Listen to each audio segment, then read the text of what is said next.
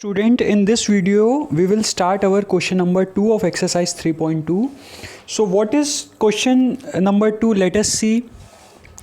On comparing the ratios, okay, question number 2 is saying what? On comparing the ratios a1 upon a2, b1 upon b2 and c1 upon c2, find out whether the lines representing the following pairs of linear equation intersect at a point, are parallel or coincident. मतलब हमें a1 upon a2, b1 upon b2, c1 upon c2 find out करना है और उससे ये conclusion निकालना है that whether lines are intersecting, whether lines are parallel और whether lines are coincident. So in previous classes हम ये पूरा पढ़ चुके हैं, है ना.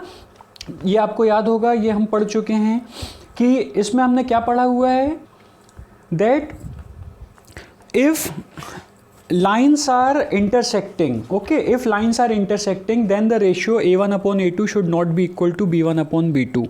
If lines are coincident then a1 upon a2, b1 upon b2, c1 upon c2 तीनों रेशियो इक्वल होने चाहिए. And if lines are parallel then a1 upon a2 and b1 upon b2 are what? Equal, but it is not equal to c1 upon c2.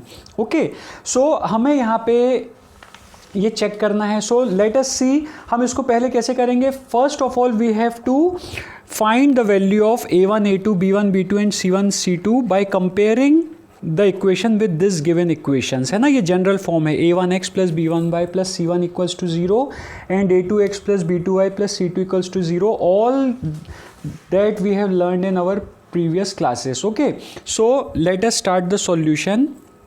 So comparing, सबसे पहले क्या करेंगे, comparing above equations with the general form. कौन सा general form है? a1x plus b1y plus c1 equals to 0 and a2x plus b2y plus c2 equals to 0. We get, हमको क्या मिलता है, देखिए क्या मिलता है. a1 इक्वल्स टू वॉट, हम यहाँ पे अगर कंपेयर करें so we get a1 equals to 5, b1 equals to what, b1 हमें मिलता है -4 and c1 equals to what, c1 हमें मिलता है what 8. Okay, similarly a2 we are having what, a2 किसके इक्वल होगा 7 के, b2 will be equals to what 6 and c2 will be equals to what, c2 equals to what, -9. okay, therefore a1 upon a2 will be equal to what, a1 upon a2 is what, 5 upon 7. okay, now b1 upon b2 is equals to what, b1 upon b2 means what, -4 upon 6. So अगर हम इसको further solve करें so it is equal to -2 upon 3. So consider this as your first condition and this your second condition. अब क्या a1 upon a2 और b1 upon b2 equal हैं? No, because 5 upon 7 is not equal to -2 upon 3. तो since from first and second a1 upon a2 is not equal to b1 upon b2, है ना, ये नहीं है. और हम ये जानते हैं, we have learned in previous classes that if a1 upon a2 is not equal to b1 upon b2 then lines are intersecting. So therefore we can say that lines are intersecting. Lines are what? Intersecting. Is that clear.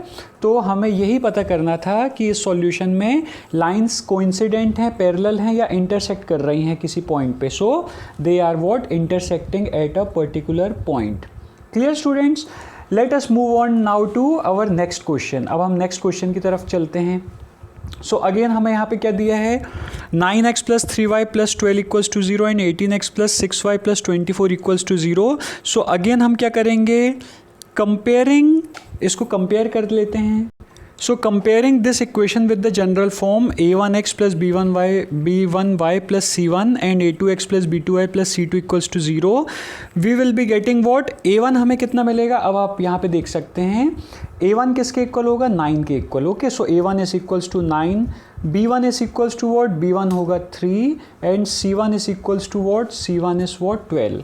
Similarly और a2 is equals to what, a2 हमारा होगा 18, b2 is equals to what, b2 is 6 and c2 is equals to what, c2 हमारा क्या होगा 24.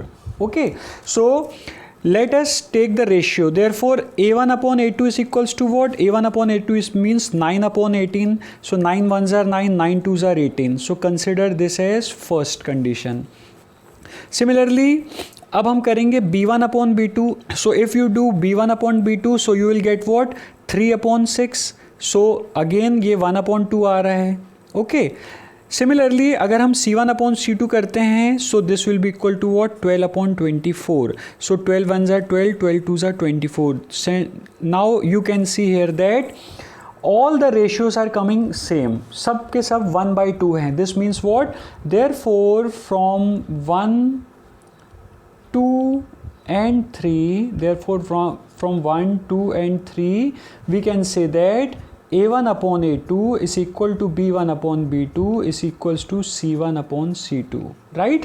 So now we can see here that if A1 upon A2, B1 upon B2, C1 upon C2 both are equals, means all three ratios are equal, then lines are coincident. Therefore we can say that lines are coincident. Lines are coincident. Is that clear? And this is your final result for this part. Okay. Next, let us move on to our next part. अब हम अपने next part की तरफ चलते हैं. So हमारा next part students हमें क्या दिया है? Let us see our next part. Our next part is what? 6x minus 3y plus 10 equals to 0 and 2x minus y plus 9 equals to 0. Again हम compare करेंगे. Comparing the above equations with general form a1x plus b1y plus c1 equals to 0 and a2x plus b2y plus c2 equals to 0. What we are getting? a1 हमें क्या मिलेगा? 6. If you compare this then you will get a1 as 6. b1 हमें कितना मिलेगा? b1 is equals to minus 3 and c1 will be equal to what? c1 हमें कितना मिल रहा है? 10. Similarly a2 we are getting what? a2 हमें कितना मिल रहा है? This will be equal to 2. B2 कितना मिलेगा? और B2 is what? -1. ओके अगर आप कंपेयर करेंगे तो B2 you will get -1 and C2 you will get what? 9. Is that clear? Therefore now we can do A1 upon A2. Now if you do A1 upon A2 you will get what? 6 upon 2 and 2 3s are 6. Okay, so A1 upon A2 you are getting what? 3. Now B1 upon B2. So B1 upon B2 means what? -3 upon -1.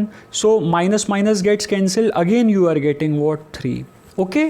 So अगर ये दोनों ratio equal होते तो हम we will not move on to our further ratio. Okay. But since they are equal, hence we have to move to our further ratio C1 upon C2. So C1 upon C2 is what? 10 upon 9. और 10 upon 9 क्या 3 है? No.